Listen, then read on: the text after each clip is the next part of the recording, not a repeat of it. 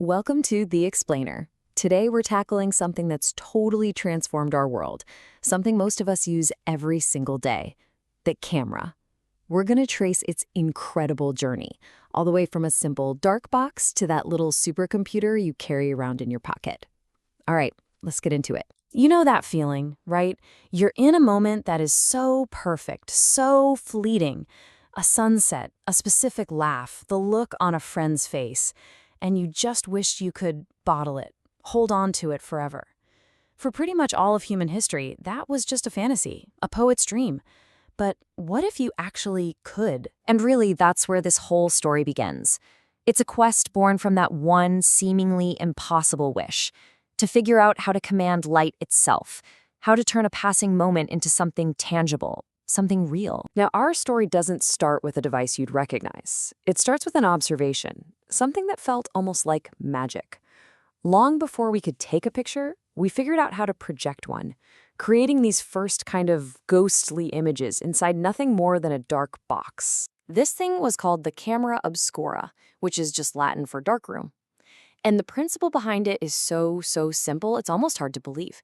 You get a dark space, you poke one tiny hole in one side, and boom, the light from outside streams through and projects a perfect, full-color, moving image onto the opposite wall. The only catch? It was upside down. So let's just walk through that again. 1, you take a room, make it completely dark. 2, you make one single tiny pinhole. That's it. Light rays from the scene outside travel in straight lines right through that little hole. And just like that, a live, full-color, but inverted, moving picture of the world appears right there on your wall. It's pure physics, but I mean, come on, that feels like magic. And people were absolutely floored by this. Just listen to what Leonardo da Vinci had to say about it. Who would believe that so small a space could contain the image of all the universe? He saw this as way more than just a neat trick. He saw it as a profound window into how sight itself works. You can understand why he was so captivated, but there was a massive problem. A huge one. The image was temporary. It was basically a live stream. The second you covered the hole or the sun went down, poof, it vanished forever. So the real hurdle, the real challenge, wasn't just how to project an image. It was how to fix it.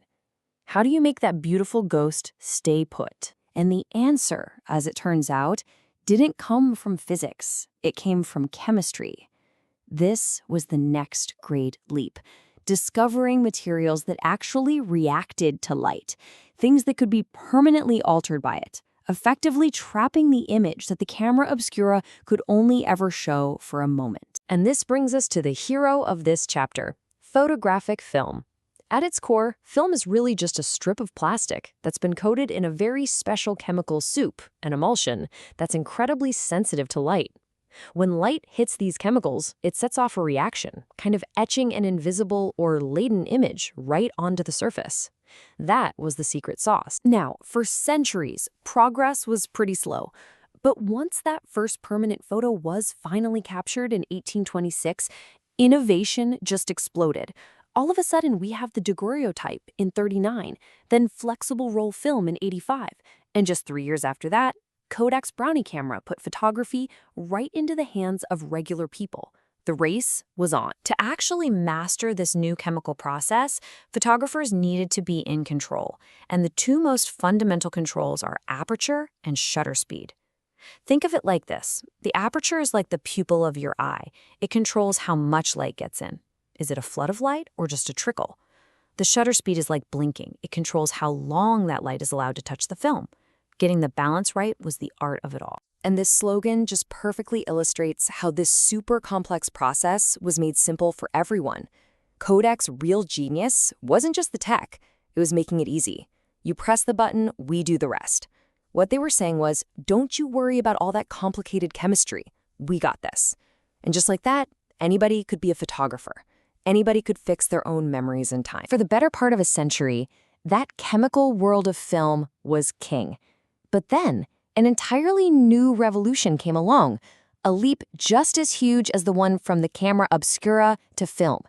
We were about to jump from capturing images on physical atoms to capturing them as digital bits of information. So, how in the world does that work?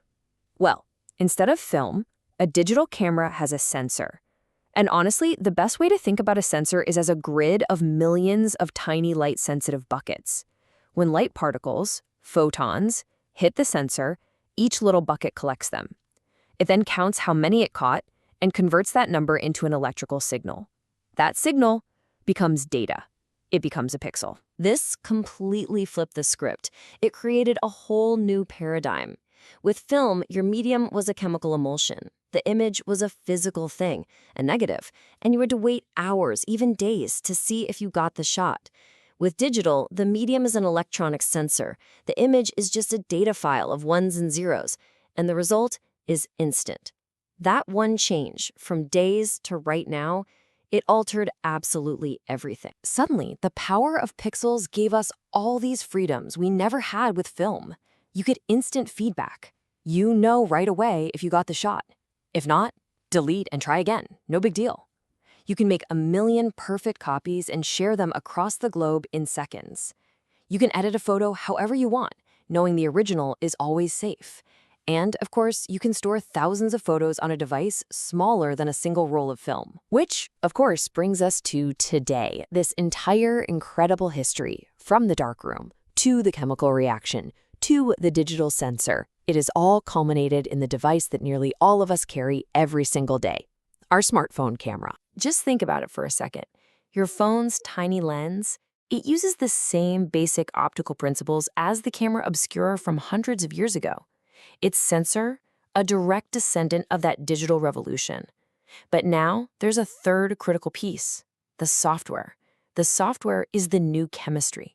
It's the new darkroom. This is something called computational photography, and it is absolutely wild. Before you even see the picture on your screen, your phone's processor has already performed millions, maybe billions of calculations. It has merged multiple exposures to get the light right, it's corrected colors, it's reduced noise, sharpened details. It is an entire digital darkroom doing its work in a fraction of a second. And the result of this whole journey? The scale is it's staggering. This year, it's estimated that humanity will take around 3 trillion photos. 3 trillion.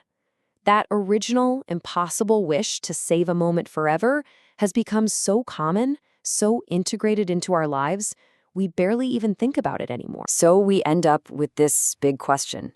The impossible wish has been granted. We've mastered it. We can capture light. We can freeze time. But what does that really mean for our culture, for our memory, for how we actually experience the world? When every single moment can be saved, what do we gain from that? And what might we lose?